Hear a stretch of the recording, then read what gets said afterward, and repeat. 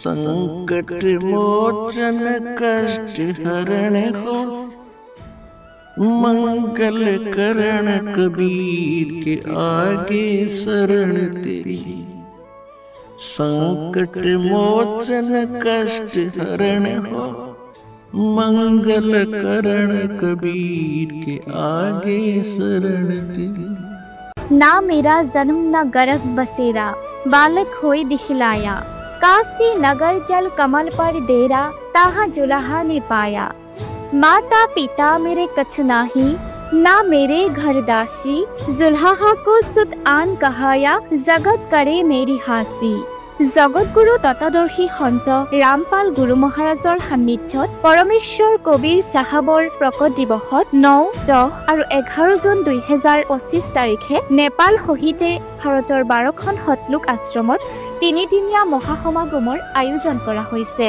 পবিত্ৰ অৱসৰৰ তিনিদিনীয়া অখণ্ড পাঠ, বিশাল ধৰ্মভোজ, বিশাল সৎসংগ সমাৰোহ, নিঃশুল্ক নাম দীক্ষা, ৰক্তদান শিবিৰ, আধ্যাত্মিক প্ৰদৰ্শনী, যৌতুকমুক্ত বিবাহ এনে কেইবাটাও ভব্য কাৰ্যক্ৰম হ'ব, য'ত আপোনালোক সকলো নগৰ আৰু গাঁওবাসী এই বিশাল অদ্বিতীয় ধৰ্মভোজত সাদৰেৰে আমন্ত্ৰণ জনোৱা হৈছে। অনুগ্ৰহ কৰি আপোনালোকে এই বিশাল ধৰ্মভোজ তথা সৎসংগত পৰিয়াল সহিতে উপস্থিত হৈ এই আয়োজনৰ শোভা বৰ্ধন কৰে যেন আৰু জগতগুৰু তত্ত্বদৰ্শী সন্ত ৰামপাল মহাৰাজৰ সান্নিধ্যত এই বিশাল সৎসংগ আৰু ধৰ্মভোজৰ আনন্দ লওক। ইয়াত আপোনাৰ সেৱাৰ কাৰণে উপস্থিত থাকিব সন্ত ৰামপাল গুৰু মহাৰাজৰ সকলো ভকত সমাজ।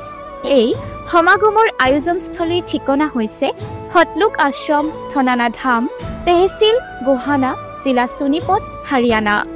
দিনাংক 9 পৰা 11 জুন 2025। সময় পুৱা 8 বজাৰ পৰা সন্ধিয়া 5 বজালৈ। আপোনালোকে কবিৰ প্ৰকট দিৱসত হ'বলগীয়া এই মহাসমাগমৰ চিধা সম্প্ৰচাৰ সন্ত ৰামপালজী আছামিজ সৎসং ইউটিউব চেনেল আৰু সন্ত ৰামপালজী আছামিজ সৎসং ফেচবুক পেজত চাব পাৰিব।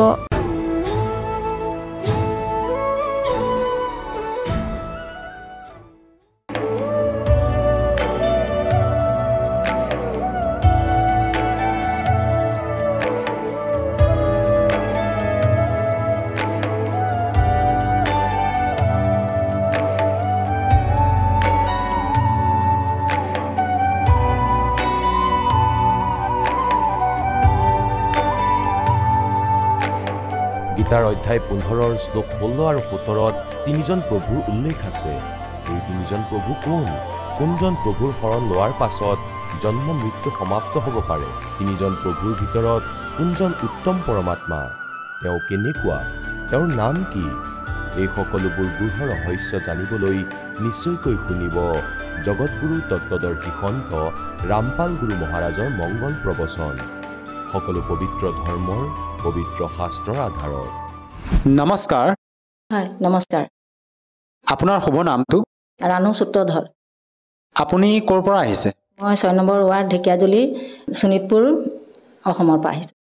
সন্ত ৰামপাল মহাৰাজৰ পৰা আপুনি নাম দীক্ষা কেতিয়া লৈছিল? মই নাম দীক্ষা 2023। তেখেতৰ পৰা নাম লোৱাৰ আগতে আপুনি পৰম্পৰাগতভাৱে কিবা ভক্তি সাধনা কৰিছিলনে? হয়, কৰিছিলোঁ। ঘৰত ঘৰুৱা হিচাপে লক্ষী আৰু হনুমানৰ, ইফালে গণেশ, এইবিলাকৰ পূজা কৰিছিলোঁ। ৰাজহুৱা হিচাপে দুৰ্গা পূজা, কালী পূজা সেইবিলাক কৰিছিলোঁ। বাইদেউ, আপুনি যিহেতু আপোনাৰ সমাজত প্ৰচলিত পৰম্পৰাগত ভক্তি সাধনা কৰি আছিল, আপুনি কি কাৰণত সন্ত ৰামপাল মহাৰাজৰ পৰা নাম দীক্ষা লৈ ভক্তি সাধনা কৰিব লগা হ'ল? ছাৰ, এদিন মই ৰাস্তাৰ কাষত থিয় হৈ থকা অৱস্থাত এদিন ভকতে জ্ঞান গংগা কিতাপখন মোক সুধিলে যে বাইদেউ কিতাপ এখন ল'ব নেকি? মই কৈছোঁ কি কিতাপনো? এয়া পঢ়কচোন, আপুনি এই কিতাপখন লওক।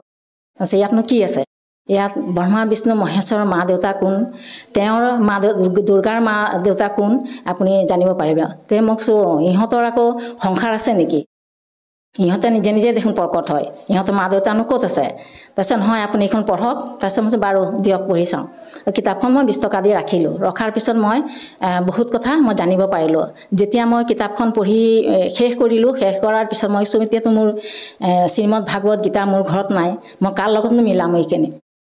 এদিন কি কৰিলোঁ নেটৰ পৰা মই মোবাইলত গীতা সোমোৱাই আনি মই মিলালোঁ মিলোৱাৰ পিছত ঠিকেই শ্ৰীকৃষ্ণই অৰ্জুনক কৈছে অৰ্জুন তুমি তেওঁৰ চৰণত যোৱা তেওঁৰ চৰণত গ'লে জন্ম মৃত্যুৰ পৰা সাৰিবা জন্ম মৃত্যুৰ পৰা সাৰিবলৈ হ'লে তুমি তত্ত্বদৰ্শী সন্তৰ চৰণত যাব লাগিব তাৰপিছত মই কৈছোঁ এইটো দেখোন বৰ ভাল কথা ইমান ধুনীয়া কথা মই মিলাই চালোঁ চাই পেলাই মোৰ খুব ভাল লাগিলে এনেকৈ মই পঢ়িলোঁ পঢ়াৰ পিছত জ্ঞান লাভ কৰিলোঁ খুব ভাল লাগিল পঢ়িখন তাৰপিছত মই ভাবিছোঁ এতিয়া মোৰ গুৰুদেৱৰ মই চৰণত কেনেকৈ যাম হাৰিয়ানা মই দুখীয়া মানুহ যাবলৈ মোৰ পইচা নাই কেনেকৈ যাম তাৰপিছত এদিন আৰু ঘপককৈ ৰেলি গ'ল ৰেলি যোৱাৰ পিছত আমি যিখন কিতাপ জ্ঞান গংগা পঢ়িছিলোঁ এই কিতাপখনতে মানে ভগৱানৰ ছবি আছে ছবি ৰেলিত লৈ মানে ছবিটো ডাঙৰকৈ লৈ ঘূৰাইছে তাৰপিছত ওলাই পেলাই চাইছোঁ দেখোন আমাৰ ভগৱানেই দেখোন তাৰপিছত আৰু খবৰ কৰিলোঁ খবৰ কৰাৰ পিছত মই পালোঁ আৰু ইয়াৰ পোৱাৰ পিছত দীক্ষা আমি তিনিওটাই ল'লোঁ ল'ৰায়ো ল'লে আমি পতি পত্নী দুজনীয়ে ল'লোঁ লোৱাৰ পিছত আজি আমি খুব সুখী আপুনি যিহেতু সন্ত ৰামপাল গুৰুমাজৰ জ্ঞান গংগা নামৰ পুথিখন অধ্যয়ন কৰি জ্ঞান বুজি তেখেতৰ শৰণাগত হৈ বৰ্তমান ভক্তি সাধনা কৰি আছে আমি বিভিন্ন ছ'চিয়েল মিডিয়া প্লেটফৰ্মত সন্ত ৰামপাল গুৰুমাজৰ ভক্তসকলৰ যেতিয়া অনুভৱ শুনো তেওঁলোকে কয় যে সন্ত ৰামপাল গুৰুমাজৰ পৰা দীক্ষা লোৱাৰ পিছতে বিভিন্ন প্ৰকাৰে লাভ পায় আপুনি সন্ত ৰামপাল গুৰুমাজৰ পৰা দীক্ষা লোৱাৰ পিছত কেনেধৰণৰ লাভ পাইছে হয় মই বহুত লাভ পাইছোঁ আমাৰ ভকতজীৰ আগতে বৰ বেয়া সপোন দেখিছিলে মাক বাপেক ভায়েক ককায়েক ঢুকোৱাৰ পিছত ৰাতি আহে সপোনত আহি পেলাই মাতে এওঁ আকৌ বুবাই ধৰা নিচিনা চিঞৰি থাকে বুলি চিঞৰি থাকে মই আকৌ মাতোঁ কি হ'ল তাৰপিছত এই কি একো নাই মানে ঘামি জামি উঠি বহি যায় বহাৰ পিছত আৰু কয় মোক মা দেউতা চবেই মোক মাতিছে উঠিলি নাই দেৰি হৈছে ৰাতিপুৱা হৈছে কামত নাযাওঁ নেকি এনেকৈ মানে চিঞৰে ব'ল যাওঁ তেনেকৈ সপোন দেখিছিলে এই সপোনবিলাক এতিয়া নাম দীক্ষা লোৱাৰ পিছত সপোনবিলাক এতিয়া নেদেখে আমি এতিয়া বৰ সুখেৰে আছোঁ আৰু অন্য কিবা আপুনি লাভ পাইছেনে অন্য লাভ পাইছোঁ মানে আগতে আমাৰ ভকতজীৰ মানে প্ৰায়ে কাম নাথাকে পূজা আহিলে ল'ৰা ছোৱালীক আমি কাপোৰ কানিও দিব নোৱাৰোঁ আমি নাম দীক্ষা লোৱাৰ পিছত মানে ইমান মানে প্ৰমাণ পাইছোঁ এওঁৰ কাম থাকোঁতে মানুহৰ কামৰ খবৰ আহে এতিয়া আমি খুব সুখেৰে আছোঁ বাইদেউ আপুনি আমাৰ দৰ্শকসকলৰ সন্মুখত আপোনাৰ অনুভৱ ব্যক্ত কৰিছে যে আপুনি আপোনাৰ মানুহজনৰ যি সমস্যা আছিলে বেয়া সপোন দেখি থকা সেই সমস্যাৰ পৰা পৰিত্ৰাণ পাইছে লগতে আপুনিও বিভিন্ন প্ৰকাৰে লাভ পাইছে যিহেতু আমাৰ অসমতো বিভিন্ন আধ্যাত্মিক শ্ৰদ্ধালু গুৰু আছিল সেইসকলৰ কাষলৈ গৈও ভক্তি সাধনা কৰা হ'লে আপুনি নিশ্চয় উপকৃত হ'লে হয় আপুনি যে সন্ত ৰামপাল গুৰুমাজকে গুৰু হিচাপে ধাৰণ কৰিলে মই গীতা যেতিয়া মই মোবাইলত সোমোৱাই আনিলোঁ সোমোৱাৰ পিছত তেতিয়া দেখিছোঁ এই গছজোপা ওলোটা গছজোপা যে সম্পূৰ্ণ গছজোপাৰ মানে সম্পূৰ্ণ ভাঙি পাতি আমাৰ ৰামপাল মহাৰাজে ক'ব পাৰিছে অন্য গুৰুৱে ক'ব পৰা নাছিলে আমি যে উল্টা ভক্তি কৰিছোঁ মোৰ মানে মনত মানে এটা সত্য বোলা বস্তুটো মোৰ ভিতৰত জাগি উঠিছে আৰু সন্ত আছে সাধু আছে গুৰু আছে বহুত আছে কিন্তু শ্ৰীমদ ভাগৱতত যি আমাৰ গুৰুদেৱে ৰামপাল মহাৰাজে কৈছে ওম তৎসৎ এই তিনিটা সাংকেতিক আছে এইটো অৰ্থ ভাঙি যোনে ক'ব পাৰে তেওঁহে মানে সত্য সন্ত মই কিছুমান কথা মিলাই মই তেওঁৰ চৰণত গৈছোঁ আৰু আপুনি যিহেতু সন্ত ৰামপাল গুৰুমাজৰ জ্ঞান বুজি তেখেতৰ সৎভক্তি বৰ্তমান আপুনি কৰি আছে আৰু বিভিন্ন প্ৰকাৰে আপুনি লাভো পাইছে সেই কথা আপুনি নিজে ব্যক্ত কৰিলে যিসকল দৰ্শকে আজি আপোনাক এই টিভি স্ক্ৰীণত প্ৰত্যক্ষ কৰি আছে আপুনি সেই দৰ্শকসকলক কি বাৰ্তা দিব বিচাৰে যাতে তেওঁলোকেও আপোনাৰ দৰে উপকৃত হ'ব পাৰে হয় তেওঁলোকক ইয়াকে বাৰ্তা দিবলৈ বিচাৰোঁ যে শাস্ত্ৰ অনুযায়ীহে আমি ভক্তি কৰিব লাগে শাস্ত্ৰ বিৰোধী ভক্তি কৰিলে আমাৰ একো লাভ নহয় আমি ইমান বছৰে শাস্ত্ৰ লোকবেদ ব্যৱহাৰ কৰিছিলোঁ আমি শাস্ত্ৰবিধি ব্যৱহাৰ কৰি পেলাই আমি সুখী হ'ম আহক আমি সকলোৱে আধ্যাত্মিক জ্ঞান গ্ৰহণ কৰোঁ সত্য ভক্তিটো কৰিলে আমি সত্য মাৰ্গত আত্মা কল্যাণ আমি কৰিব পাৰিম জ্ঞান গংগা খন পঢ়ি মই আজি বহুত জ্ঞান লাভ কৰিলোঁ ঘৰৰ বহুত ভূত প্ৰেতৰ অসুবিধা আছিল মোৰ স্বামীয়ে মদ খাইছিল গাঞ্জা খাইছিল বহুত মানে ঘৰত অত্যাচাৰ কৰিছিল পিতৃ মাতৃ মোৰ শহুৰ শাহুৰী দেৱৰ বৰ্জনা ঢুকুৱাত খালি এওঁক মানে ৰাতি টোপনিৰ পৰা মাতে ব'ল নেযাওঁ নেকি কামত যাবি নেকি ব'ল এনেকৈ মানে আমনি কৰে ৰাতি আকৌ তেওঁ সপোন দেখে সপোন দেখি পেলাই ৰাতি চিঞৰে কৰি চিঞৰে তাৰপিছত মই মাতো কি হৈছে কৈছে উঠি পটককৈ উঠে ঘামি জামি উঠে উঠি পেলাই মই এনেকৈ সপোন দেখিছোঁ। তাৰ পিছদিনাখন মই কৈছোঁ তুমি ভৰি হাত নোধোৱা, এনেকৈ নীতি নিয়ম নকৰা, নীতি নিয়ম কৰিবা, ৰ'বা আজি মই হৰে কৃষ্ণ হৰে ৰাম ৰাম ৰাম হৰে হৰে বুলি লিখি মই বিচনাৰ তলত থলোঁ। পিছদিনাখন আকৌ মানে আকৌ সপোন দেখে যে হৰে কৃষ্ণটো মানা নাই। তাৰপিছত আৰু মই এই জ্ঞান গংগাখন ৰাখিছিলোঁ, মই কৈছোঁ আজি এইখনকে লৈ পেলাই শোৱা বালিচৰ তলত। তাৰপিছত সেইদিনাখন তেওঁ মোক কৈছোঁ তেনে আজি প্ৰথমৰ পৰা তুমি পঢ়ি যোৱাচোন, পঢ়াচোন বাৰু। পঢ়িলে মানে সিদিনাখন কামত নগ'ল। ৰাতিপুৱা আমাৰ ভাগৰি গৈছে ৰাতি সপোন দেখি পেলাই। পিছদিনাখন ৰাতিপুৱা গোটেই কিতাপখন পঢ়িলে। পঢ়ি পিছত কৈছে মোৰ গাত কিবা ভাৰী ভাৰী লাগি আছিলে, কিবা গধুৰ গধুৰ লাগি আছিলে, মোৰ আজি কিবা গাটো মোৰ মানে লঘু হৈ গৈছে, একদম বহুত আৰাম পাইছোঁ বুলি কৈছে। তাৰপিছত ৰাতি আৰু কিতাপখন জ্ঞান গংগাখন বালিচৰ তলত শোৱাৰ পিছত মানে আজিলৈকে মানে সপোন নেদেখা হ'ল। তাৰপিছত মই কৈছোঁ তেনেহ'লে হেৰি কৰা, কেনেকৈ ল'বা এতিয়া, আমি নাম ল'ব লাগিব, দুখীয়া মানুহ কেনেকৈ আমি এতিয়া ল'ম। তেনে গুৰু চৰণত আহিলোঁ, ৰামপাল মহাৰাজৰ চৰণত আহিলোঁ, দীক্ষা ল'লোঁ। দীক্ষা লোৱাৰ পিছত আজিলৈকে মানে সেইবিলাক সমস্যা আমাৰ দূৰ হৈ গ'ল। এতিয়া আমি খুব ধুনীয়াকৈ আছোঁ, সুখত আছোঁ। আপোনালোকেও আহক, আমি গোটেই আত্মকল্যাণ কৰোঁ। আপোনালোকেও আজি এনেকুৱা মোৰ দৰে সুখী হওক। যিহেতু আপুনি সন্ত ৰামপাল গুৰু মহাৰাজৰ পৰা নাম দীক্ষা লোৱাৰ পিছতে বিভিন্ন প্ৰকাৰে লাভ পাইছে, যদিহে কোনো লোকে তেখেতৰ পৰা নাম দীক্ষা ল'ব বিচাৰে সহজভাৱে কেনেকৈ ল'ব পাৰিব? সন্ত ৰামপাল মহাৰাজৰ পৰা দীক্ষা ল'বৰ হ'লে একেবাৰে সহজ। সকলোৰে হাতত মোবাইল আছে। ইউটিউবত সন্ত ৰামপাল মহাৰাজ বুলি পেলাই চাৰ্চ কৰক। চাৰ্চ কৰিলে তেওঁৰ সৎসংগ আহিব। সেই সৎসংগতে মোবাইল নম্বৰ দিয়া হৈছে, তাতে আপোনালোকক যোগাযোগ কৰিলে সহজতে আপোনালোকে নাম দীক্ষা ল'ব পাৰিব। ধন্যবাদ থাকিল। সৎ চাহেব। এতিয়া জগতগুৰু তত্ত্বদৰ্শী সন্ত ৰামপাল গুৰু মহাৰাজৰ সৎসংগৰ মাধ্যমেৰে সেই অদ্বিতীয় আধ্যাত্মিক জ্ঞানৰ বিষয়ে জানি লওঁ, যাৰ মাধ্যমেৰে আপোনালোকেও প্ৰাপ্ত কৰিব পাৰিব এনেকুৱা আধ্যাত্মিক, মানসিক আৰু ভৌতিক সুখ যি এতিয়ালৈকে কেৱল আপোনালোকে মীৰাবাই, ধ্ৰুৱ, প্ৰহ্লাদ আদি কেইজনমান ভক্তৰ জীৱন কথাতহে শুনিছে। এতিয়া শুনক তত্ত্বদৰ্শী সন্তৰ সৈতে শাস্ত্ৰ অনুকূল ভক্তি সৎসংগ, এনেকুৱা অদ্বিতীয় আধ্যাত্মিক জ্ঞান যাৰ প্ৰমাণ আছে সকলো ধৰ্মৰ সকলো পবিত্ৰ শাস্ত্ৰত। তাৰ পিছত তাইতো তাত প্ৰশংসাৰ পাত্ৰ হৈ গ'ল, সকলো ঠাইতে গুণ গোৱা হ'ল। ইয়াৰ পিছৰ জন্ম বংশুৰী নামৰ ছোৱালীৰ ৰূপত হ'ল।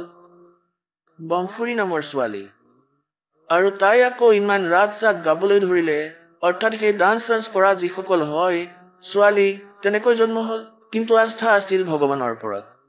তেতিয়া তাই মক্কালৈ গ'ল, আৰু তাই এইটো শুনিছিলে যে মক্কাত যাৰ মৃত্যু হৈ যায় তেওঁ নিজৰ সিদ্ধিৰে স্বৰ্গলৈ গুচি যায়। এতিয়া আগৰ সংস্কাৰ পৰমাত্মাৰ ভক্তি কৰি ৰাখিছিলে, 4 বছৰ এঙামুৰি লৈ আছিলে, তাইৰ ইমান সাহস আহিছিলে। সেই ছোৱালীজনীয়ে কি কৰিলে যে মক্কাত নিজৰ ডিঙি কাটি পেলালে। তাইক মুক্তিটো লাগেই, 50-55 বয়সৰ হৈ গ'ল, যে মুক্তি লাগে মোক, আৰু কয় যে মক্কাত যিজন মৰি যায় তেওঁ স্বৰ্গলৈ যায়। তাৰ লোকবেদ দন্ত কথাত লিখা আছে চিধা স্বৰ্গলৈ যায়। সেয়ে তাই তাতেই ডিঙি কাটি ললে। আৰু সকলোৱে এনেকৈ চাবলৈ ধৰিলে। বনচুৰীটো গ'ল স্বৰ্গলৈ, বনচুৰী চিধা গুচি গ'ল, কাৰণ মক্কাত তাই নিজৰ কুৰবানী দি দিলে। গতিকে মুছলমান তেওঁক কোৱা হয় যি নিজৰ কুৰবানী দিব পাৰে। ছাগলীৰ ডিঙি কাটিলে, সেয়া কুৰবানী। সিহঁতো কুৰবানী লৈ আছা তোমালোকে তেজপান কৰি আছা বেলেগৰ। এনেকুৱাই হিন্দুসকলেও কৰে, মাতাৰ আগত ছাগলী বলি দিয়ে। মাতাই কি ছাগলী খাব, কাজু খাব, কিচমিচ খাব বা জেলেপি খাব? এই লেতেৰাবোৰ কোনে খাব? নিজেই বনাই নিজেই খাব আৰু মাতাৰ নাম দিব। এতিয়া ইয়াৰ পিছত তেওঁৰ জন্ম হ'ল এজন শেখ তকি নামৰ মুছলমান পীৰ আছিলে, ৰজা চিকন্দৰ লোধীৰ, দিল্লীৰ বাদশ্বাহ এজন চিকন্দৰ লোধী ৰজা হৈছিলে। তেওঁ বেহলোল লোধীৰ পুত্ৰ আছিলে। বেহলোল লোধী নামৰো এজন ৰজা আছিলে, তেওঁ দিল্লীৰ বাদশ্বাহ আছিলে। এতিয়া চিকন্দৰ লোধীৰ তেওঁ ধাৰ্মিক গুৰু আছিলে। চিকন্দৰ লোধীৰ এক খুব ভয়ংকৰ ৰোগ হৈ গৈছিলে জ্বলনৰ। ক'তো এই যন্ত্ৰৰে মন্ত্ৰৰে কোনো ট্ৰিটমেণ্টেৰে তেওঁ শান্তি পোৱা নাছিলে। তেতিয়া পৰমাত্মা কবিৰজীৰ আশীৰ্বাদ মাত্ৰৰে চিকন্দৰ লোধী সুস্থ হৈ গৈছিল। আৰু তাৰ পাছত তেওঁ পৰমেশ্বৰ কবিৰ দেৱজীৰ বহুত সন্মান কৰিব ধৰিলে। তেওঁক বহুত আদৰ দিছিলে। তেওঁৰ ধাৰ্মিক যি গুৰু আছিলে মুছলমান শ্বেখ তাকি, তেওঁ কবিৰজীক ঈৰ্ষা কৰিব ধৰিলে যে তেওঁৰ উপাৰ্জনৰ পথ নাইকিয়া হ'ব। এতিয়া ৰজাৰ এওঁৰ প্ৰতি বেছি প্ৰেম উপজিছে। ৱাজিৰ আৰু ফকীৰ দুয়োৱে নিজৰ মাজত হিংসা নকৰাকৈ থাকিব নোৱাৰে। তেতিয়া বহুতেই বেছি হিংসা কৰিব ধৰিলে আৰু ভাবিলে যে কবিৰজীক তল পেলাওঁ। এতিয়া কোনোবাই কবিৰজীক এনেকৈ ৰজাৰ দৃষ্টিত তেওঁক সৰু কৰি দিওঁ, এনেকুৱা সুযোগ বিচাৰিবলৈ ধৰিলে। এদিন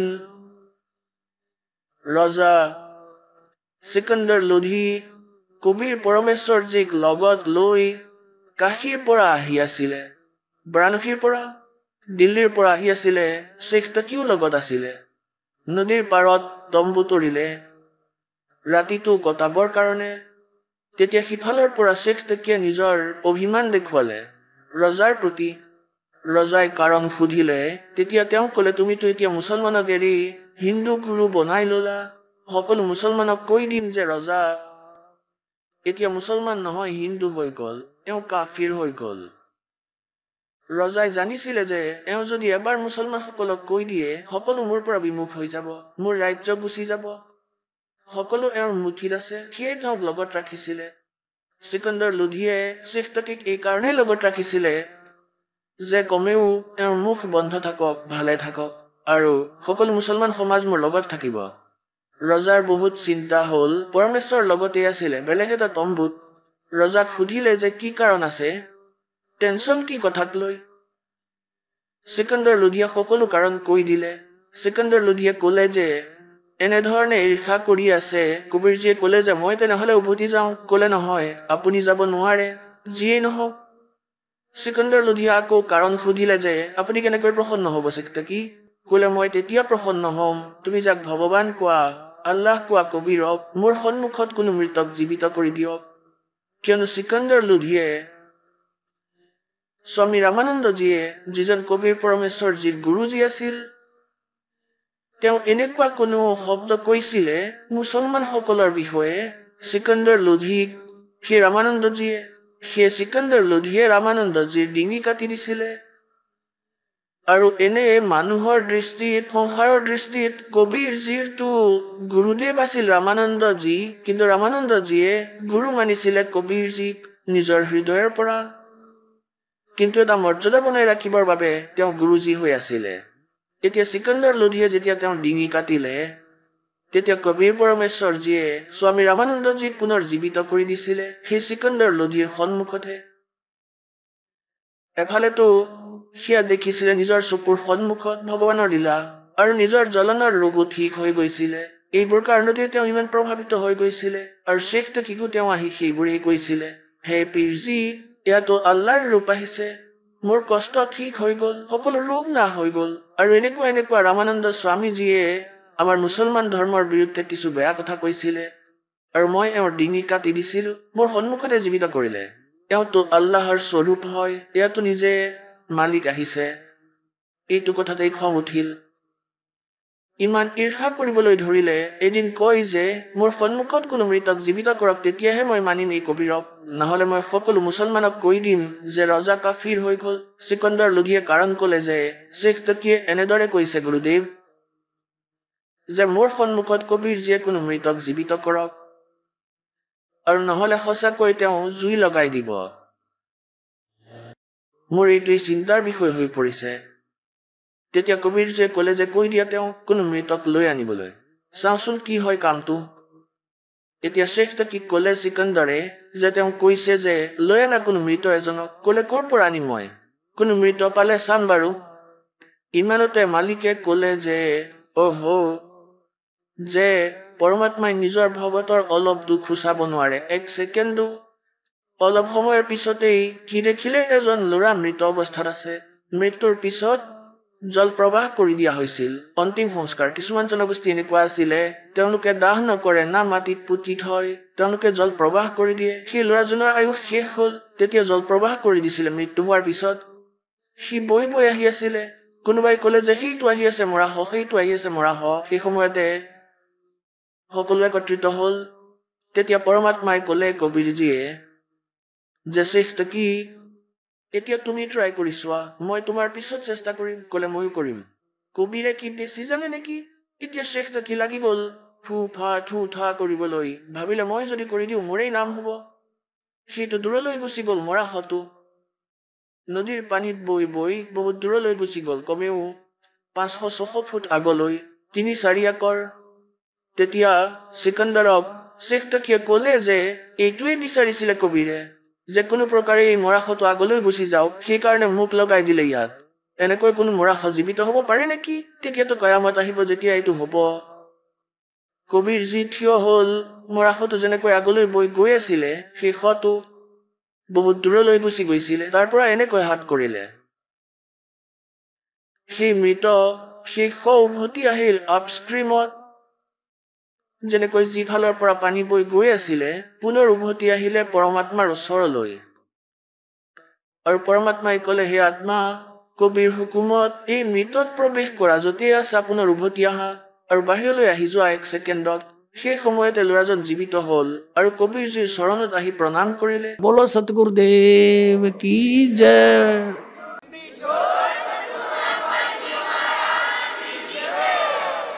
এতিয়া শেখ তাকিয়ে ক'লে দুনাই, যেনেকৈ গৰম তেলত পানী পৰিলে চিটিকে আৰু বেছি ঈৰ্ষা হৈ গ'ল, এয়াতো বেয়া হ'ল, তেওঁ আৰু বেছি হৃদয়ত সোমাই গ'ল। এতিয়া সেই ল'ৰাজনৰ বিষয়ে ক'লে, উপস্থিত সকলে ক'লে যে কামাল কৰিলে। ল'ৰাজনৰ নাম কামাল ৰাখি দিলে। এতিয়া তাৰ পৰা দিল্লী আহি গ'ল। এইফালে শেখ তাকিয়ে গোটেই মুছলমান সকলক একজোট কৰিলে যে ৰজাটো ধৰ্ম পৰিৱৰ্তন কৰোতা হয়। এনেকুৱা কাফিৰক হিন্দুক লগত ৰাখিছে, কিবা এটা কৰক আপোনালোকে। মুছলমান সকলে ক'লে যে কওক পীৰজী, আপুনি যি কয় তাকেই কৰিম। ক'লে ব'লা ৰজাৰ ওচৰলৈ। ৰজাৰ ওচৰলৈ গ'ল, হাজাৰৰ সংখ্যাত গৈছিলে। ষ্ট্ৰাইক কৰি দিলে, তেওঁতো প্ৰদৰ্শন কৰি দিলে। ৰজাই কাৰণ সুধিলে। শেখ তাকিয়ে ক'লে যে যাক আপুনি লৈ আহিছে কবিৰক, সেই ল'ৰাজনটো অচেতন হৈ আছিলে, সিটো এনেও জীৱিত হ'ল হয়, সিটো এইমাত্ৰহে মৰিছিলে। মই তেতিয়া মানিম যদি মোৰ ছোৱালী, এতিয়া সেই ছোৱালী যিজনী আছিল ৰাবিয়া, তাই 3য় জন্ম শেখ তাকিৰ ঘৰত লৈছিল। তাই 12 বছৰৰ হৈ মৃত্যু প্ৰাপ্ত কৰিছিলে। তাইৰ জীৱন শেষ হৈ গৈছিলে, এই মনুষ্য জীৱন। আগলৈ মনুষ্য জীৱন আৰু নাছিল। সেয়ে শেখ তাকিয়ে নিজৰ মুছলমান ৰীতিৰে ছোৱালীজনীৰ অন্তিম সংস্কাৰ কৰি থৈছিলে এটা কবৰত থৈ। তেতিয়া চিকান্দাৰ লোধীক ক'লে শেখ তাকিয়ে, যদি মোৰ ছোৱালীজনীক জীৱিত কৰি দিয়ে তেতিয়াহে মই মানিম যে কবিৰ ইজ গড। মই মানি ল'ম তেওঁক, আৰু নহ'লে আমি বিদ্ৰোহ কৰি দিম। এতিয়া আকৌ টেনচন হৈ গ'ল। পৰমাত্মা অন্তৰ্যামী আছিলে, তেওঁতো সকলো পাৰ্থক্য উলিয়াবলৈকে গৈছিলে। কবিৰ যিয়ে সুধিলে পৰমেশ্বৰে চিকান্দাৰজীক যে কি হ'ল ৰাজন, তোমাক নিৰাশ যেন লাগিছে। ৰজাই নিজৰ গোটেই সমস্যা ক'লে। এতিয়া কোৱা হয় নিজৰ ভগতৰ দুখ ভগৱানে চাই থাকিবই নোৱাৰে। ক'লে যে ঠিক আছে, তুমি কৈ দিয়া সেই শেখ তাকিক, আজিৰ পৰা 3 দিনত সেই ছোৱালীজনী জীৱিত কৰিম। আৰু ওচৰে পাজৰে তুমি ঢোল বজাই দিয়া, সকলো ফালে প্ৰচাৰ কৰি দিয়া, যাতে 10-20 চকুৱে নামানিলেও গোটেই সংসাৰে দেখি মানি লওক। সকলো ফালে জনাই দিয়া হ'ল যে মৃতক জীৱিত কৰা হ'ব। কবিৰ নামৰ সন্ত এজন আহিছে, বহুত ডাঙৰ মহাপুৰুষ হয়, তেওঁ আহিছে। চিকান্দাৰ লোধীৰ জ্বলনৰ ৰোগো তেওঁই ঠিক কৰিছিলে, কাৰণ ৰজাৰ ৰোগ আছিল, সকলোৰে চিন্তা হৈছিল। তেওঁ সুস্থ হোৱাত সকলোৱে আনন্দৰ বিষয় কৰি ল'লে যে সেইজন সন্তই আহিছে, সেইজনেই আহিছে, যিজনে চিকান্দাৰ লোধীৰ ৰোগ নাশ কৰিছিলে, সেইজনেই আহিছে। হাজাৰৰ সংখ্যাত মানুহ তাত একত্ৰিত হ'ল। সেই নিশ্চিত সময়ত কবৰটো খন্দা হ'ল, ৰজাও উপস্থিত আছে, সকলো মুছলমানো হিন্দু নাজানো কিমান যে আছিল, আৰু ছোৱালীজনীৰ কবৰৰ ভিতৰত আছে। তেতিয়া পৰমেশ্বৰে ক'লে যে শেখ তাকি, তুমি চেষ্টা কৰা, নহ'লে পিছত আকৌ ক'বা। তেতিয়া বাকী উপস্থিত থকা সকলে ক'লে যে শেখ তাকিৰ লগত যদি কোনো যন্ত্ৰ মন্ত্ৰ থাকিলে হয়, নিজৰ ছোৱালীক কিয় মৰিব দিলে হয়, এয়াতো প্ৰথমতেই কৰিলে হয়, আপুনিয়ে কৰক কিবা। তেতিয়া পৰমাত্মাই ক'লে কবিৰজীয়ে যে হে শেখ তাকিৰ পুত্ৰী, জীৱিত হৈ যোৱা। তাই জীৱিত নহ'ল।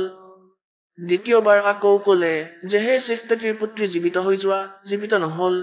তেতিয়া শেখ তাকিয়ে ভাংৰা কৰিব ধৰিলে, নাচিব ধৰিলে, গাব ধৰিলে যে চোৱা এই মিছলীয়াজন, ই সঁচাকে একো কৰিব নোৱাৰে, তৃতীয়বাৰ পৰমাত্মাই আকৌ ক'লে তাই জীৱিত নহ'ল। তেতিয়া পৰমেশ্বৰে ক'লে যে শেখ তাকি অলপ শান্ত হোৱা। কিহৰ শান্তি? চোৱা তোমাৰ মিছা ধৰা পৰিল, চোৱা এইটো এটা পাখণ্ড। তেতিয়া পৰমাত্মাই ক'লে যে হে জীৱাত্মা, য'তেই আছা কবিৰৰ হুকুমত উভতি আহা আৰু প্ৰৱেশ কৰা এই ছোৱালীজনীৰ শৰীৰত আৰু ওলাই আহা। 2 ছেকেণ্ডত গোটেই শৰীৰ কঁপিব ধৰিলে। ছোৱালীজনী উঠি পৰমাত্মাৰ চৰণত দণ্ডৱত প্ৰণাম কৰিলে। বলো সতগুৰুদেৱ।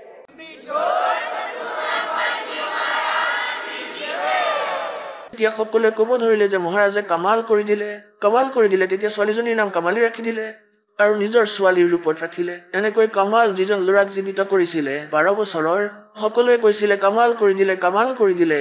তেতিয়া পৰমেশ্বৰে তেওঁৰ নাম কামাল ৰাখিছিলে, নিজৰ পুত্ৰৰ ৰূপত লগত ৰাখিলে ভক্তি দি।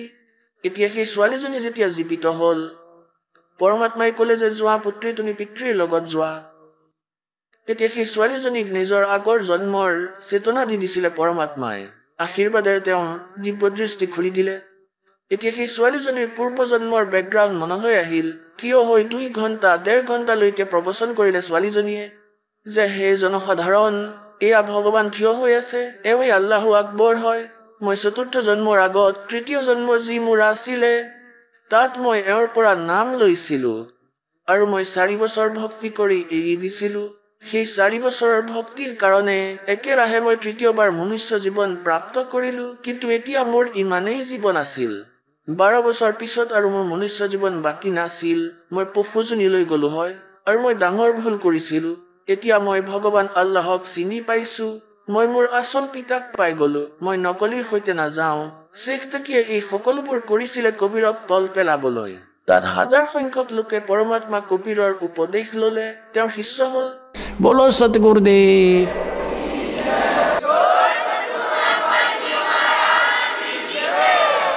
कहते सतगुरु संगत छोड़ के चाहे लाख वर्ष जप कीन, इंद्रिय क्रम ना मोक्ष हुआ फिर काल के अधीन। कि आत्मार पुनर उद्धार हो जेतिया তেওঁ পুনৰ ভগৱানৰ শৰণলৈ আহিলে। बोलो सतगुरुदेव सत साहिब। পৰম পিতা পৰমাত্মা পূৰ্ণ ব্ৰহ্ম সমগ্ৰ সৃষ্টিৰ ৰচয়িতা কুল মালিক কবিৰ দেৱজী, কবিৰ চাহেবজী, তেওঁ আমি সকলোবোৰ আত্মাৰ একমাত্ৰ পিতা, তেওঁ সৃজন কৰ্তা হয়। আমি সকলো আত্মাৰ তেওঁ জনক, তেওঁ হৈছে আমাৰ মালিক, তেওঁ হৈছে আমাৰ পিতা। আমি সকলো কালৰ জালত আবদ্ধ হৈ আছো। এই কালৰ লোকত বাস কৰি অসংখ্য যুগ হৈ গ'ল আমি কষ্ট কৰি থকা, আৰু আমি এই কালৰ দুখক সহ্য কৰাৰ অভ্যস্ত হৈ পৰিলো, কিয়নো আমি বিবশ। আৰু এই ব্যৱস্থাকে আমি অন্তিম বুলি মানি আহিছো। আৰু বেদ জ্ঞানহীন, তত্ত্ব জ্ঞানহীন ঋষি সন্ত নকলি গুৰুৱে, এই নকলি ঋষি মহৰ্ষিসকলে পৰমাত্মাৰ পৰিভাষা অজ্ঞান আধাৰেৰে আমাক কৈ থৈছে আৰু আমাক ফাইনেল কৰি ৰাখিছে জন্ম আৰু মৃত্যুটো হৈয়ে থাকিব। সেয়েহে আমি এয়া স্বীকাৰ কৰি লৈছো যে জন্ম আৰু মৃত্যুটো সকলোৰে হয়। কিয়নো গীতাৰ অধ্যায় নম্বৰ 4 শ্লোক নম্বৰ 5 স্বয়ং গীতা জ্ঞানদাতাই, যাক আমি সুপ্ৰিম পাৱাৰ বুলি মানি আছিলো, তেওঁ স্বয়ং কৈ আছে যে অৰ্জুন, তোমাৰ আৰু মোৰ বহুত জন্ম হ'ল, তুমি নাজানা মই জানো। এই ধৰণৰ এই মন্ত্ৰেৰে শ্লোকেৰে সেই অজ্ঞানী ঋষি মহৰ্ষি গুৰুজনে আমাক এয়া প্ৰমাণিত কৰি দিছিলে, আমাক সন্তুষ্ট কৰি দিছিলে যে পৰমাত্মায়ো কৈ আছে। এই গীতাৰ জ্ঞানদাতা এই কৃষ্ণক মানি থকা হৈছিলে। আমি প্ৰথমতে অজ্ঞান আধাৰেৰে কৃষ্ণজীক সুপ্ৰিম পাৱাৰ বুলি মানিছিলো। আৰু গীতাজীত লিখা আছে যে অৰ্জুন, তোমাৰ আৰু মোৰ বহুত জন্ম হ'ল, তুমি নাজানা। কিন্তু এই অজ্ঞানীসকলে এই সৎগ্ৰন্থসমূহক বুজি পোৱা নাই, যি কাৰণত এই মন্ত্ৰসমূহৰ বিষয়ে কোনো জ্ঞান দিয়া নাই। যাৰ বিষয়ে এয়া স্পষ্ট কৰা আছে যে এই পূৰ্ণ পৰমাত্মা গীতা জ্ঞানদাতাতকৈ বেলেগ হয়। তেওঁৰ সৎ ভক্তি কৰিলে জন্ম আৰু মৃত্যু চিৰদিনৰ বাবে সমাপ্ত হ'ব পাৰে আৰু সেই সনাতন পৰমধামলৈ এই সাধক গুচি যায়, য'ত যোৱাৰ পাছত এই সংসাৰলৈ পুনৰ উভতি নাহে। সেয়া আমাৰ সৎগ্ৰন্থসমূহতে বিদ্যমান আছে।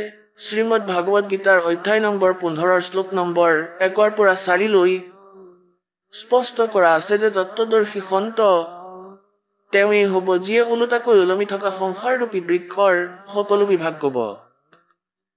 ইয়াৰ সকলো বিভাগৰ বিষয়ে জানে, শিপাৰ পৰা আৰম্ভ কৰি ডাললৈকে। তেওঁ তত্ত্বদৰ্শী সন্ত হ'ব। সেই তত্ত্বদৰ্শী সন্তৰ প্ৰাপ্তিৰ পিছত পৰমেশ্বৰৰ সেই পৰম পদৰ বিচাৰ কৰিব লাগিব, য'ত যোৱাৰ পাছত সাধক এই সংসাৰলৈ কেতিয়াও উভতি নাহে। আৰু সেই পৰমেশ্বৰে যি গীতা জ্ঞানদাতাৰ পৰা অন্য গোটেই ব্ৰহ্মাণ্ডৰ ৰচনা কৰিছে, অৰ্থাৎ সংসাৰৰূপী বৃক্ষৰ প্ৰবৃত্তি তেওঁৰ পৰাই বিস্তাৰ প্ৰাপ্ত হৈছে। এই অজ্ঞানীসকলে কেতিয়াও কোৱা নাছিল আমাক যে গীতাৰ অধ্যায় নম্বৰ 18 শ্লোক নম্বৰ 62 গীতা জ্ঞানদাতাই কৈ আছে যে তুমি সৰ্বভাৱেৰে সেই পৰমেশ্বৰৰ শৰণলৈ যোৱা, যাৰ কৃপাৰে তুমি পৰম শান্তি আৰু সনাতন পৰম ধাম প্ৰাপ্ত কৰিবা। পুণ্যাত্মাসকল, সেই ৰহস্যকেই কোৱাৰ বাবে পৰমাত্মা পৰমেশ্বৰ পূৰ্ণ ব্ৰহ্ম, যাৰ বাস্তৱিক নাম কবীৰ দেৱ হয়। কবীৰ দেৱ, আমি তেওঁক কবীৰ চাহেব বুলি কওঁ, কবীৰ পৰমেশ্বৰ বুলি কওঁ।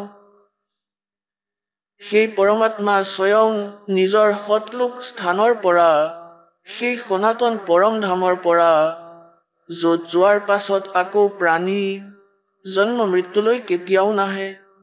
এতিয়া পৰমাত্মা স্বয়ং সেই স্থানৰ পৰা গতি কৰি আহে মৰমীয়াল আত্মাসকলক, যি ভাল আত্মা আছে, যিসকল জ্ঞান গ্ৰহণ কৰাৰ যোগ্য আত্মা, তেওঁলোকৰ ওচৰলৈ আহি তেওঁলোকক জ্ঞান দি যায় আৰু তেওঁলোকক নিজৰ সৈতে পূৰ্ণ পৰিচিত কৰাই আকৌ সেই তত্ত্বজ্ঞানৰ প্ৰচাৰৰ বাবে সেই আত্মাবোৰক পুনৰ সেই বডিতেই, সেই দেহতেই প্ৰৱেশ কৰায়। যেনেকৈ আদৰণীয় গৰীব দাস চাহেবজীক যেতিয়া তেওঁ 10 বছৰৰ আছিল, তেওঁৰ আত্মাক সৎলোকলৈ লৈ গৈছিলে প্ৰভুৱে নিজৰ সকলো সামৰ্থ্যতাৰে অৱগত কৰালে। ব্ৰহ্মাজী, বিষ্ণুজী, শিৱজী আদিৰ স্থিতিৰে পৰিচিত কৰালে, সম্পূৰ্ণ ব্ৰহ্মাণ্ডৰ উৎপত্তিৰ বিষয়ে জ্ঞান দিলে আৰু পুনৰ তেওঁ সেই শৰীৰতেই উভতাই দিলে, কিয়নো সিফালৰ তেওঁৰ বংশৰ লোকসকলে সেই ল'ৰাটোক মৃত বুলি ভাবি অন্তিম সংস্কাৰ কৰিবলৈ চিতাত থৈ দিছিলে। আৰু আকৌ পৰমাত্মাই সেই আত্মাক পূৰ্ণ পৰিচিত কৰোৱাই আকৌ পঠাই দিলে, শৰীৰত প্ৰৱেশ কৰাই দিলে আৰু ল'ৰাজন জীৱিত হ'ল। গতিকে আজিৰ যি সমাগম, এয়া সেই উপলক্ষতে, সেই আনন্দতে পালন কৰা হৈছে যে পৰমাত্মাই সেই গৃহ ৰহস্য ক'বৰ বাবে যি বেদ, সৎগ্ৰন্থ, গীতা আদিত যি গৃহ ৰহস্য লুকাই আছে, সেয়া ক'বৰ বাবে পৰমেশ্বৰে স্বয়ং ধৰাতলত অৱতৰিত হৈছিল, সশৰীৰে আহিছিল। এয়া সেই শুভ মাহ, জেঠ মাহ, আৰু এয়া আহিবলগীয়া যি পূৰ্ণিমা, আজিৰ পৰা 4 দিন পাছত অৰ্থাৎ 15 জুনত এইটো সেই শুভ দিন, যিদিনা পৰমেশ্বৰ এই কলিযুগত সৎলোকৰ পৰা গতি কৰি, সনাতন পৰম ধামৰ পৰা গতি কৰি সশৰীৰে আহিছিলে। আৰু ভাৰতবৰ্ষৰ পবিত্ৰ ভূমি কাশী চহৰত এটা লেহেৰতাৰা নামৰ পুখুৰীত এটা বিকশিত কমলৰ পুষ্পত সেই পূৰ্ণ পৰমাত্মা এক নৱজাত শিশুৰ ৰূপ ধাৰণ কৰি বিৰাজমান হয়। ব্ৰহ্ম মুহূৰ্ত, সূৰ্য উদয় হোৱা প্ৰায় 1.5 ঘণ্টা পূৰ্বৰ সময়ক ব্ৰহ্ম মুহূৰ্ত বুলি কোৱা হয়। সেই সময়তে এজন অষ্টানন্দ নামৰ ঋষি তেওঁ সেই লেহেৰতৰা পুখুৰীত একান্ত স্থান চাই স্নান কৰিছিলে। আৰু যেনেকুৱাই তেওঁৰ পূজ্য গুৰুদেৱ স্বামী ৰামানন্দজীয়ে যি সাধনা কৰিবলৈ কৈ থৈছিল, অলপ সময় বহি পুৱাই পুৱাই সেয়া ভগৱানৰ চিন্তন তেওঁ কৰিছিলে। স্বামী অষ্টানন্দজী নিজৰ সাধনা কৰাৰ তৈয়াৰী কৰি আছিলে। তেওঁ স্নান কৰি উঠিলে, চকু খোলা আছিলে আৰু জ্ঞান মুদ্ৰাত বিৰাজমান আছিলে। তেওঁ কি দেখিলে? আকাশৰ পৰা এক প্ৰকাশপুঞ্জ আহি আছে। প্ৰকাশৰ এক গোলা ওপৰৰ পৰা অহা যেন দেখিলে। যেতিয়াই ঋষিদেৱে সেয়া ধ্যানেৰে চাবলৈ চেষ্টা কৰিলে, অষ্টানন্দজীৰ চকুত চাট মাৰি ধৰিলে। তেওঁ সেই উজ্জ্বলতাক তেওঁৰ চৰ্মচক্ষুৱে সহ্য কৰিব নোৱাৰিলে। চকু বন্ধ হৈ গ'ল। চকু বন্ধ হৈ যাওঁতে কি দেখিলে? তাত এক নৱজাত শিশুৰ ৰূপ দেখা পালে। যেনেকৈ আমি সূৰ্যৰ ফালে চালে আমাৰ এই দৃষ্টিৰে চকুৰে দেখা নাপাওঁ, আমি চকু মুদি লওঁ অথবা বেলেগ ফালে কৰি লওঁ, নাইবা তল ফালে কৰি লওঁ। সেই সময়ত আমি সূৰ্য দেখা নাপাওঁ, সূৰ্যৰ আকাৰহে দেখা পাওঁ, সূৰ্যৰ প্ৰকাশ দেখা নাপাওঁ, কেৱল সূৰ্যৰ আকাৰহে দেখা পাওঁ, এক গোলাকাৰ আকৃতি দেখা পাওঁ। এই প্ৰকাৰেই অষ্টানন্দজীয়ে পৰমেশ্বৰৰ সেই জ্যোতিপুঞ্জক দেখা নাপালে। প্ৰথমতেতো তেওঁ দেখিলে ওপৰৰ পৰা প্ৰকাশ নামি আহিছে, পাছত চকু বন্ধ কৰিলে, তাৰ পাছত ইফালে চালে সিফালে চালে, কি দেখিলে? এক নৱজাত শিশুৰ সেই প্ৰকাশৰ ৰূপ দেখা পালে। যেনেকৈ সূৰ্যক দেখাৰ পিছত কেৱল প্ৰকাশ ৰহিত আকাৰ দেখা যায়, তেওঁ কি দেখিলে? অষ্টানন্দজীয়ে এক প্ৰকাশ পদুমৰ পুষ্পত একত্ৰিত আৰু অদৃশ্য হৈ গ'ল। আন্ধাৰ হৈ আছিল, তেওঁ দেখা নাপালে, কিন্তু ইমান তীব্ৰ প্ৰকাশ নিজে নিজেই গতি কৰি আহিছিলে, ইয়াৰে তেওঁ আচৰিত বহুত হ'ল। আৰু এই ৰহস্যৰ ভেদ জানিবৰ বাবে তৎক্ষণাত উঠি নিজৰ পূজ্য গুৰুদেৱ মহৰ্ষি ৰামানন্দজীৰ পণ্ডিতজীৰ ওচৰলৈ গ'ল আৰু তেওঁৰ লগত ঘটা সম্পূৰ্ণ ঘটনাটো বৰ্ণনা কৰিলে আৰু সুধিলে যে গুৰুদেৱ, এয়া মোৰ ভক্তিৰ উপলব্ধি নে ইয়াক কোনো মোৰ ভ্ৰম, ইয়াক কোনো সপোন বুলিও ক'ব নোৱাৰো, কাৰণ মই জাগৃত আৰু খালী চকুৰে দেখি আছিলো।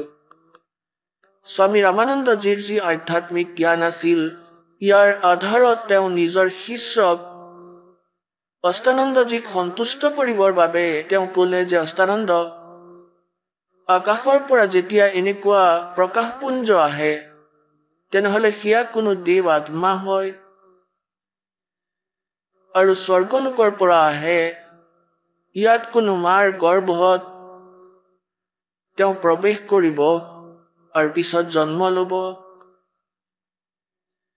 আৰু যি উদ্দেশ্যে তেওঁ ইয়ালৈ আহিছে সেই কাৰ্যক পিছত সম্পন্ন কৰিব। এনেকুৱা লক্ষণ কোনো মহাপুৰুষ অৱতৰিত হলে দেখা যায়। এতিয়া যেনেকুৱাই সেই ঋষিৰ জ্ঞান আছিলে, তাৰে নিজৰ শিষ্যক সন্তুষ্ট কৰিলে আৰু ক'লে যে অষ্টানন্দ, এয়া তোমাৰ কোনো ভক্তিৰ উপলব্ধি নহয়। আকৌ সিফালে কি হ'ল যে এহাল গৌৰী শংকৰ আৰু সৰস্বতী নামৰ পতি পত্নী ব্ৰাহ্মণ আছিল। ভগৱান শিৱজীৰ এক উপাসক আছিল, গুড়া সমৰ্থক আছিলে। ইষ্টৰূপত তেওঁকেই মানিছিলে, আন কোনো দেৱতাক তেওঁ পূজা নকৰিছিলে আৰু নিস্বাৰ্থ তেওঁ ভগৱান শিৱজীৰ কথা শুনাইছিলে, মহিমা শুনাইছিলে। যিখিনি ধন তেওঁলোকৰ হাতত আহিছিলে কথা কোৱাৰ সময়ত তাৰে অধিকাংশ তেওঁ ধৰ্মত লগাইছিলে। তেওঁলোকৰ কোনো সন্তান নাছিলে। বিয়াৰ প্ৰায় 20-25 বছৰ হৈ গ'ল, তেওঁলোকৰ কোনো সন্তান নাছিলে আৰু সন্তানৰ ইচ্ছা তেওঁলোকৰ হৃদয়ত বহুত বেছি আছিল। বাৰে বাৰে ভগৱান শিৱজীৰ প্ৰতিদিনে প্ৰাৰ্থনা কৰিছিলে। কিছু দিনৰ পাছত কি হ'ল, এবাৰ কাশীৰ যি আন ব্ৰাহ্মণ আছিলে, যিয়ে জনতাৰ পৰা ধন লৈ তেওঁলোকক পথভ্ৰষ্ট কৰি ধন উপাৰ্জন কৰিছিলে, তেওঁলোকে ভাবিলে যি গৌৰী শংকৰ আছে তেওঁ নিশুল্ক আৰু নিস্বাৰ্থভাৱে তেওঁ জনতাক কথা শুনাইছিলে আৰু কাশীৰ মানুহসকলৰ অধিক আস্থা এই গৌৰী শংকৰৰ ওপৰত বাঢ়ি গৈ আছে। সেইকাৰণে তেওঁলোকে ঈৰ্ষা কৰিছিলে। মানুহক কৈছিলে যে এয়া ভুল হয়, এওঁ মিছা কথা কয়। তেওঁৰ বহুত তোষ উলিয়াইছিলে। আনফালে মুছলমান বহু সংখ্যক বাৰাণসীত আছিলে। তেওঁলোকো এই বিষয়েৰে পৰিচিত আছিলে যে কাশীৰ আন পণ্ডিতে গৌৰী শংকৰক ঈৰ্ষা কৰে, তেওঁলোক এওঁৰ সৈতে নাই। আৰু হিন্দু ধৰ্মৰ অত্যাধিক প্ৰচাৰ বাৰাণসীত এই গৌৰী শংকৰেই কৰি আছিলে। তেওঁ হৈছে শিৱজীৰ পূজাৰী। তেতিয়া তেওঁলোকে এনেকুৱা সুযোগ দেখিলে যে না কোনো হিন্দু গুৰু তেওঁৰ লগত আছে, এওঁলোকে নিজৰ পানী সেই গৌৰী শংকৰৰ পৰিয়ালৰ সম্পূৰ্ণ ঘৰত ছটিয়াই দিলে। মুছলমানসকলে পানী জোঠা কৰি ছটিয়াই দিলে আৰু জোৰ কৰি গৌৰী শংকৰ আৰু তেওঁৰ পত্নীক খুৱাই দিলে। এই দৃশ্যক ঈৰ্ষা কৰি থকা আন ব্ৰাহ্মণসকলে চাই আছিলে। তেওঁলোকে গম পালে সেই দিনৰ পৰাই তেওঁলোকে গৌৰী শংকৰ আৰু সৰস্বতী জীক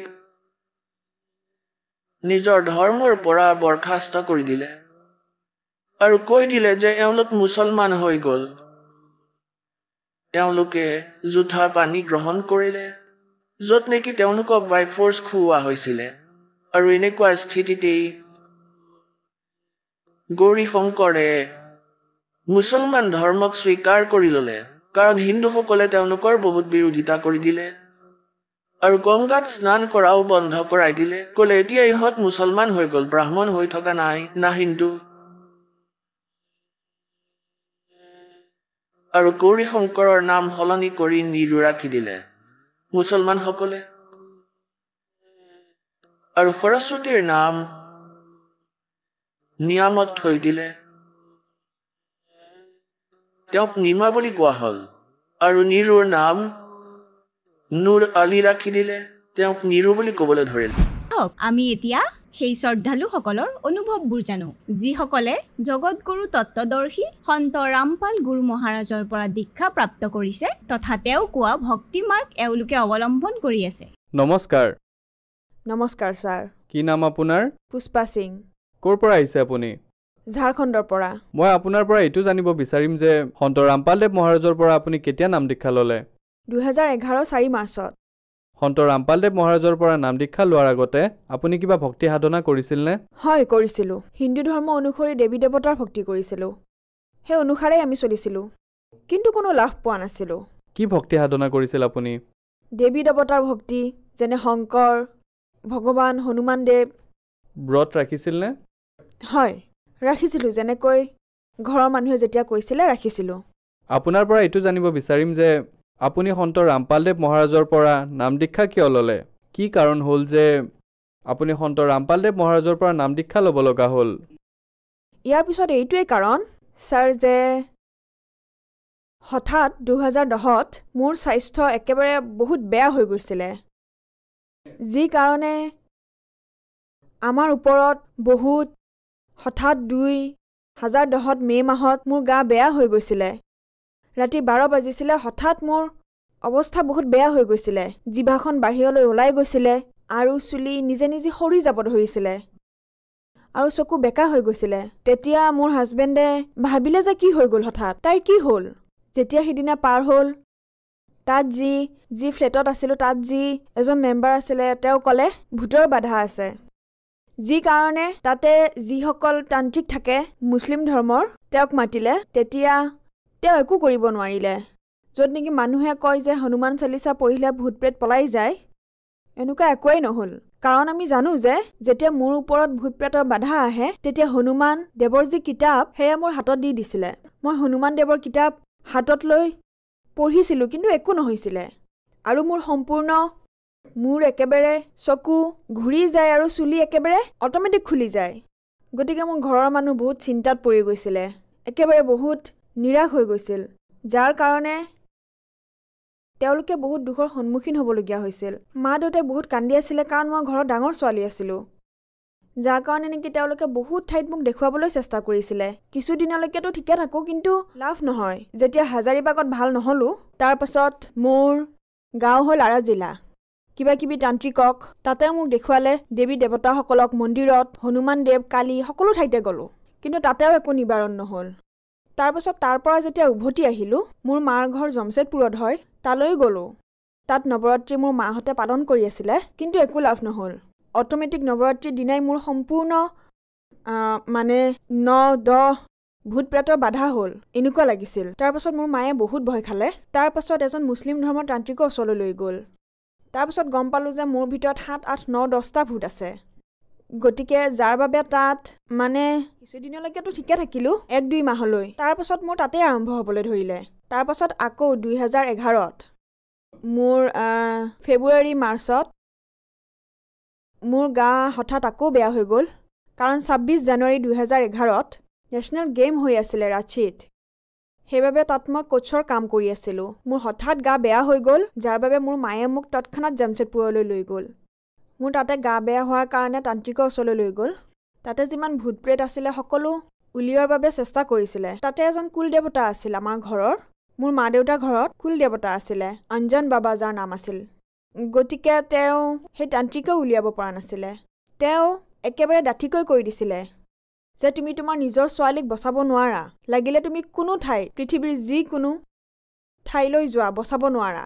যদি তোমাৰ ছোৱালী বাচিব, এটা ঠাইতে বাচিব পাৰিব। হাৰিয়ানাত বাপেকৰো বাপেক এজন আছে, মানে এজন পৰমাত্মা বহি আছে, তাতেই তোমাৰ ছোৱালী বাচিব।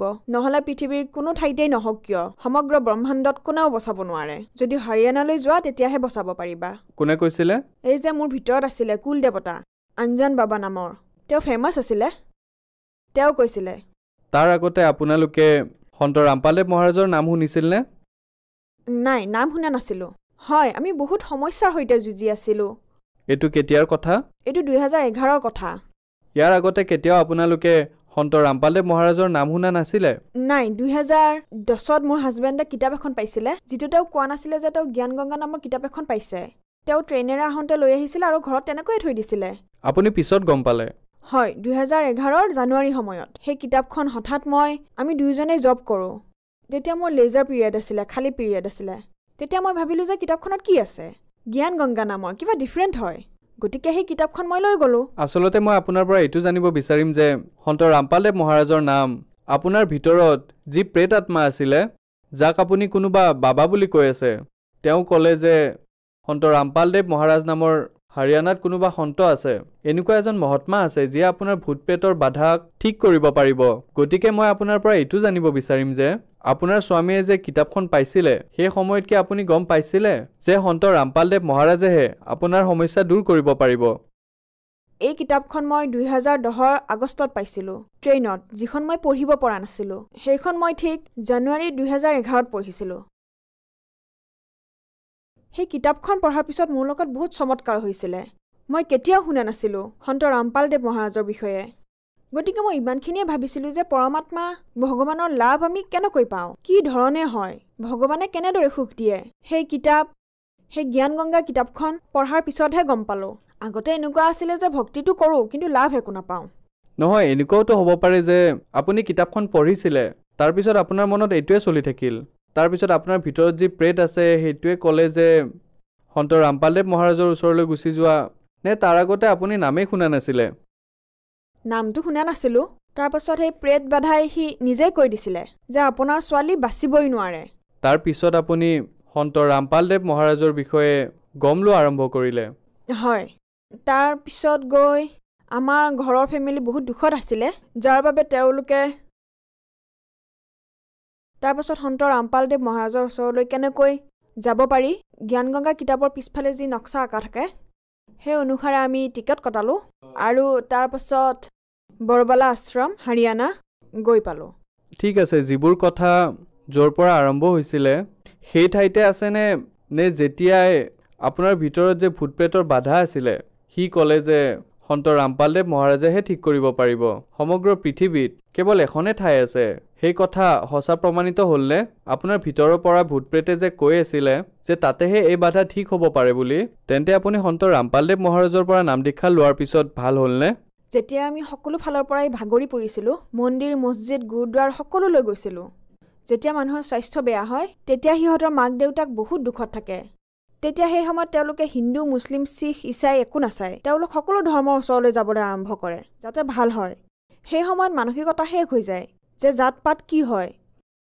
যেতিয়া আমি সন্ত ৰামপালদেৱ মহাৰাজৰ শৰণলৈ গ'লোঁ তেতিয়া মোৰ যি ভূত প্ৰেতৰ বাধা আছিলে, যাৰ বাবে বহুত চিন্তাত পৰিছিলোঁ, সেয়া সন্ত ৰামপালদেৱ মহাৰাজৰ শৰণলৈ যোৱাৰ পিছতেই নাম দীক্ষা লোৱা মাত্ৰেই, আশীৰ্বাদ লোৱা মাত্ৰেই মই প্ৰথমবাৰেই দৰ্শন কৰিছিলোঁ। এইটোও নাজানিছিলোঁ যে সন্ত ৰামপালদেৱ মহাৰাজ মানে তেওঁ কোন হয়। মানে যেতিয়া আমি তালৈ গ'লোঁ, যেতিয়া আমি সকলো আশ্ৰম গৈ পালোঁ, তাত ভৰি থওঁতে পৰিৱেশটো বেলেগ যেন লাগিল, এখন বেলেগ পৃথিৱী। এনেকুৱা লাগিল যেন এই দুখৰ সংসাৰৰ পৰা ওলাই যেতিয়া সতলোক আশ্ৰম গৈ পালোঁ তেতিয়া এনেকুৱা লাগিল যেন এয়া এক শান্তিৰে ভৰা এক পৃথিৱী। যি মই মৰম সেই পৃথিৱীত নাপালোঁ, সেয়া সতলোক আশ্ৰমত পালোঁ। আত্মীয়তা আৰু সন্ত ৰামপালদেৱ মহাৰাজৰ ওচৰলৈ যোৱাৰ পিছতেই মোৰ ভূত প্ৰেতৰ যি বাধা আছিলে সেয়া সন্ত ৰামপালদেৱ মহাৰাজৰ দয়াত সেয়া একেবাৰে সম্পূৰ্ণৰূপে ভাল হ'ল। আৰু মোৰ যি সৰু সুৰা বেমাৰ আছিলে, বহুত বেমাৰ আছিলে সৰু সুৰা, পৰমাত্মাই সেই সময়তেই মোৰ তেওঁ যি মন্ত্ৰ দিয়ে সন্ত ৰামপালদেৱ মহাৰাজে, তাত ইমান পাৱাৰ আছে, তাত ইমান শক্তি আছে। সেই মন্ত্ৰবোৰ কৰাৰ বাবে মোৰ সৰু সুৰা যিবোৰ বেমাৰ আছিলে, যি মাইগ্ৰেন আছিলে, পৰমাত্মাৰ সেই মন্ত্ৰ জপ কৰাৰ পিছতে ভাল হ'ল, শেষ হ'ল। আপোনাৰ যে ইমান ডাঙৰ সমস্যা আছিল সেয়া সন্ত ৰামপালদেৱ মহাৰাজৰ পৰা নাম দীক্ষা লোৱাৰ পিছত ভাল হৈ গ'ল। ইয়াৰ বাহিৰে সন্ত ৰামপালদেৱ মহাৰাজৰ পৰা নাম দীক্ষা লোৱাৰ পিছত কিবা লাভ পালেনে? এনেইতো সন্ত ৰামপালদেৱ মহাৰাজৰ লগত জড়িত হোৱাৰ পিছত ভগৱান কোন হয়, কেনেদৰে সুখ দিয়ে, এয়া সন্ত ৰামপালদেৱ মহাৰাজৰ শৰণলৈ অহাৰ পিছত গম পালোঁ। যেনেদৰে সকলো সন্তই কয় যে সকলোৰে মালিক এজন হয়, আৰু ক'ৰবাত পঢ়িছিলোঁ, কোনোবা মন্দিৰ বা কোনোবা ট্ৰাকৰ পিছত পঢ়িছিলোঁ যে সকলোৰে মালিক এজন। কোনেও তেওঁ নাম কোৱা নাছিলে যে তেওঁ হয় কোন।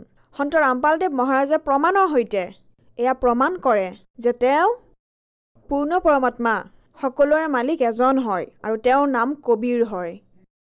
গতিকে তেওঁ সকলো ধৰ্মৰ সৈতে জড়িত যিমানবোৰ কিতাপ আছে, যেনে গুৰু গ্ৰন্থ চাহেব, গীতা, বাইবেল, বেদ, এই সকলোবোৰৰ পৰা উলিয়াই সম্পূৰ্ণ প্ৰুভৰ সৈতে তেওঁ প্ৰমাণ কৰিছে যে সুপ্ৰিম পৰমাত্মা কেৱল কবীৰ পৰমেশ্বৰ হয়।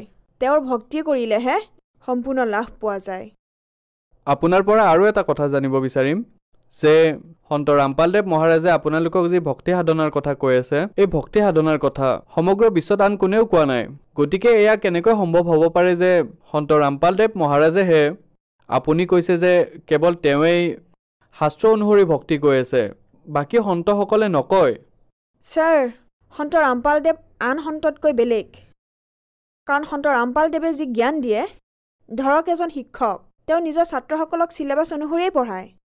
গতিকে বৰ্তমান যিসকলে সাধনা কৰি আছে তেওঁলোকে চিলেবাছ অনুসৰি কৰা নাই, এয়া কেনেকৈ সম্ভৱ?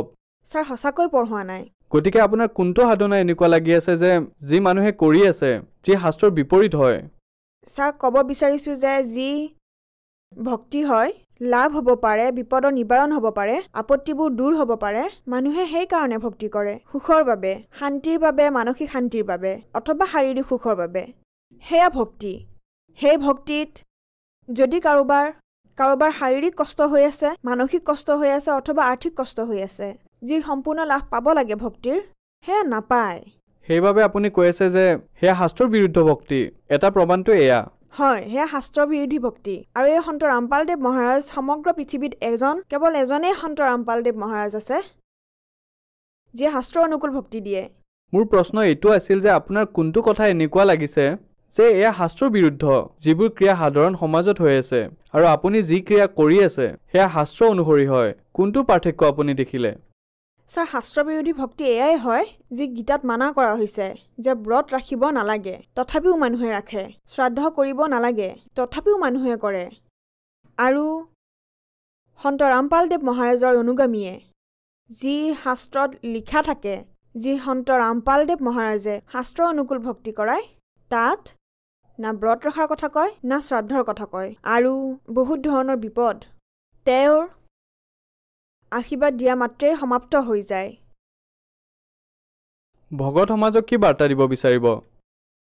ভগত সমাজক বাৰ্তাটো দিব নোৱাৰোঁ, কেৱল প্ৰাৰ্থনা জনাব পাৰোঁ যে পৃথিৱীত পৰমাত্মা সন্ত ৰামপালদেৱ মহাৰাজৰ ৰূপত আহিছে হাৰিয়ানালৈ। সোনকালে আহক আৰু তেওঁৰ পৰা নাম দীক্ষা লওক আৰু নিজৰ কল্যাণ কৰাওক। আৰু কিবা ক'ব বিচাৰিব নেকি সন্ত ৰামপালদেৱ মহাৰাজৰ বিষয়ে? সন্ত ৰামপালদেৱ মহাৰাজ সেইজন সন্ত হয় যেনে এজনী যদি ছোৱালী জন্ম পায় তেতিয়া বহুত মানুহ দুখী হৈ যায়। গতিকে সন্ত ৰামপালদেৱ মহাৰাজৰ অনুগামীয়ে না যৌতুক লয় না যৌতুক দিয়ে। সন্ত ৰামপালদেৱ মহাৰাজৰ বিচাৰধাৰাৰে যি অনুগামীসকলে না যৌতুক লয় না দিয়ে তেওঁলোক বহুত সুখী, কিয়নো তাত 1 টকাও না যৌতুক লোৱা হয় না দিয়া হয়। সেইকাৰণে আজিকালি ছোৱালী মাক দেউতাকৰ কাৰণে বোজা নহয়। যি চৰকাৰে কৰিব পৰা নাই সেয়া সন্ত ৰামপালদেৱ মহাৰাজে নিজৰ সৎসংগৰ মাধ্যমেৰে, নিজৰ বিচাৰধাৰাৰ মাধ্যমেৰে সমাজত যি প্ৰচলিত বেয়াবোৰ আছে, নিচা, যৌতুক প্ৰথা আৰু বহুতো বেয়া যিবোৰ আছে, সেয়া সন্ত ৰামপালদেৱ মহাৰাজে দূৰ কৰি আছে। আপোনাৰ পৰিয়ালৰ আৰু কোন জড়িত হৈ আছে? মোৰ পৰিয়ালত মোৰ হাজবেণ্ড আৰু মোৰ ল'ৰা ছোৱালী। আপোনাৰ পৰিয়ালত এনেকুৱা কোনোবা সদস্য আছে নেকি যিয়ে আগতে নিচা কৰিছিলে আৰু সন্ত ৰামপালদেৱ মহাৰাজৰ পৰা নাম দীক্ষা লোৱাৰ পিছত নিচা এৰি দিলে? হয় ছাৰ, মোৰ হাজবেণ্ডে নিচা কৰিছিলে, কিন্তু তেওঁ সন্ত ৰামপালদেৱ মহাৰাজৰ শৰণলৈ যোৱা মাত্ৰেই কেৱল এদিনতে, যিদিনা আমি ফাৰ্ষ্ট দিনা যেতিয়া নাম দীক্ষা লৈছিলোঁ সেইদিনাই সন্ত ৰামপালদেৱ মহাৰাজৰ আশীৰ্বাদ মাত্ৰেই এটা ক্ষণতে সেই নিচা সমাপ্ত হৈ গ'ল। মাজে মাজেও নকৰে? নাই, তেওঁ কেতিয়াও নকৰে, না তেওঁ ইচ্ছা কৰে। আপুনি শিক্ষিত, আপুনি মানে নেকি যে কেৱল এজন সন্তৰ আশীৰ্বাদতে তেওঁৰ ভক্তি কৰা মাত্ৰেই এজন ব্যক্তিয়ে নিচা এৰিব পাৰে? ছাৰ, সন্ত ৰামপালদেৱ মহাৰাজৰ বচনত শক্তি আছে।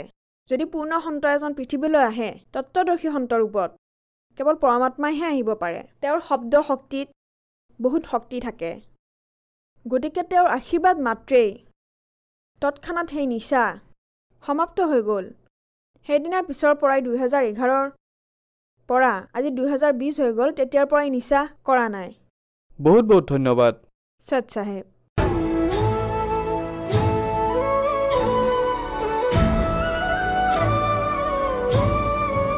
संकट मोचन कष्ट हरण हो, मंगल करण कबीर के आगे शरण तेरी। संकट मोचन कष्ट हरण हो, मंगल करण कबीर के आगे शरण तेरी। ना मेरा जन्म न गर्भ बसेरा, बालक होई दिखलाया। काशी नगर जल कमल पर डेरा, ताहा जुलाहा ने पाया। माता पिता मेरे कछ नाही, ना मेरे घर दासी। जुल्हा को सुत आन कहाया, जगत करे मेरी हासी। জগতগুৰু তত্ত্বদৰ্শী সন্ত ৰামপাল গুৰু মহাৰাজৰ সান্নিধ্যত পৰমেশ্বৰ কবিৰ চাহাবৰ প্ৰকট দিৱসত 9, 10 আৰু 11 জুন 2025 তাৰিখে নেপাল সহিতে ভাৰতৰ 12খন সতলোক আশ্ৰমত 3দিনীয়া মহাসমাগমৰ আয়োজন কৰা হৈছে। পবিত্ৰ অৱসৰত 3দিনীয়া অখণ্ড পাঠ, বিশাল ধৰ্মভোজ, বিশাল সৎসংগ সমাৰোহ, নিঃশুল্ক নাম দীক্ষা, ৰক্তদান শিবিৰ, আধ্যাত্মিক প্ৰদৰ্শনী, যৌতুকমুক্ত বিবাহ এনে কেইবাটাও ভব্য কাৰ্যক্ৰম হ'ব, য'ত আপোনালোক সকলো নগৰ আৰু গাঁওবাসী এই বিশাল অদ্বিতীয় ধৰ্মভোজত সাদৰেৰে আমন্ত্ৰণ জনোৱা হৈছে। অনুগ্ৰহ কৰি আপোনালোকে এই বিশাল ধৰ্মভোজ তথা সৎসংগত পৰিয়াল সহিতে উপস্থিত হৈ এই আয়োজনৰ শোভা বৰ্ধন কৰে যেন আৰু জগতগুৰু তত্ত্বদৰ্শী সন্ত ৰামপাল মহাৰাজৰ সান্নিধ্যত এই বিশাল সৎসংগ আৰু ধৰ্মভোজৰ আনন্দ লওক। ইয়াত আপোনাৰ সেৱাৰ কাৰণে উপস্থিত থাকিব সন্ত ৰামপাল গুৰু মহাৰাজৰ সকলো ভকত সমাজ। এই সমাগমৰ আয়োজনস্থলীৰ ঠিকনা হৈছে হতলুক আশ্ৰম, থনানা ধাম, তেহচিল গোহানা, জিলা সোনিপত, হাৰিয়ানা। দিনাংক 9 পৰা 11 জুন 2025। সময় পুৱা 8 বজাৰ পৰা সন্ধিয়া 5 বজালৈ। আপোনালোকে কবিৰ প্ৰকট দিৱসত হ'বলগীয়া এই মহাসমাগমৰ চিঠা সম্প্ৰচাৰ সন্ত ৰামপালজী আছামিজ সৎসং ইউটিউব চেনেল আৰু সন্ত ৰামপালজী আছামিজ সৎসং ফেচবুক পেজত চাব পাৰিব।